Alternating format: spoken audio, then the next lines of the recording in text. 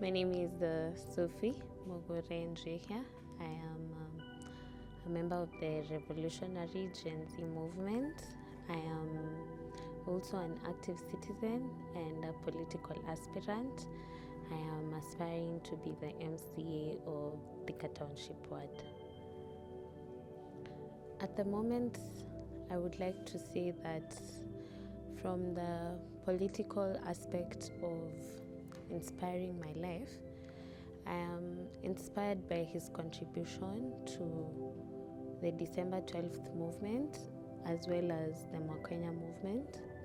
His work as a linguistic contributed largely into bringing people together and eventually turning around the rule of President Moi. He really assisted. The movement used to publish a publication every so often, especially during the public holidays.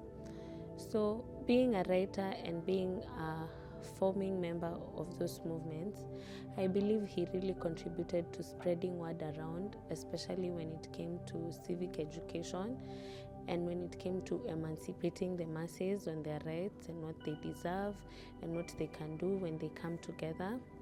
I also read his books in high school. Our set book for that year was The River Between.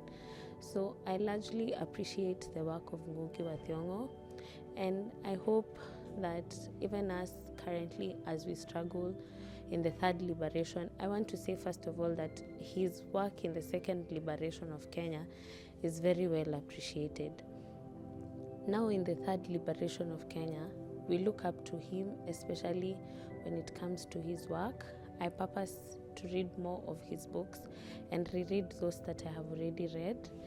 I am a Kikuyu, so I like also reference for Gahika Deda, literally and even in the deep meaning of it. So I really am inspired by him and his work.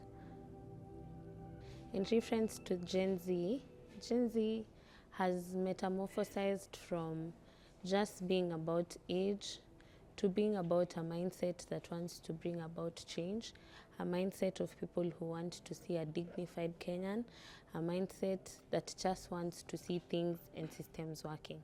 So Ngugi wa Thiong'O to the Gen Zs, meaning the people who want to see a better Kenya, Ngugi wa Thiong'O represents the use of art to bring about social, economic, and political change in Kenya.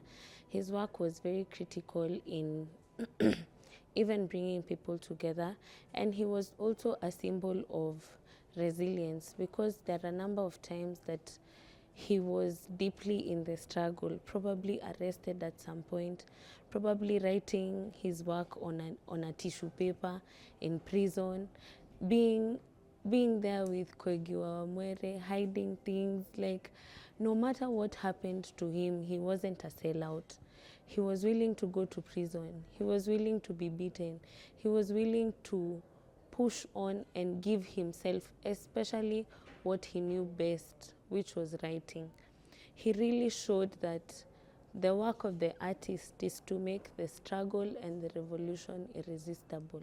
So he put himself to work to ensure that everybody could come together and participate in the struggle.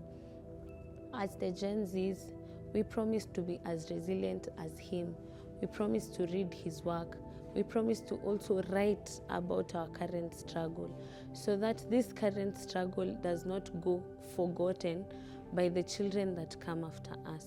For us to win and to liberate our country, we need to keep record of the struggle, so that those who come after us can know that people died in June fighting for a better country, can know that even when some of them died, we did not buy the fear.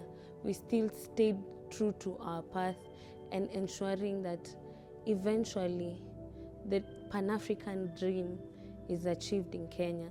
The dream that Sankara had, the dream that Gaddafi had, that one day there will be a united Africa that rules the world, comes to pass. So Ngugi, even as you're flying with the angels, worry not, we shall not be sellouts. we shall stay true to the path, and we shall make sure that the third liberation comes to fruition in Kenya. Thank you.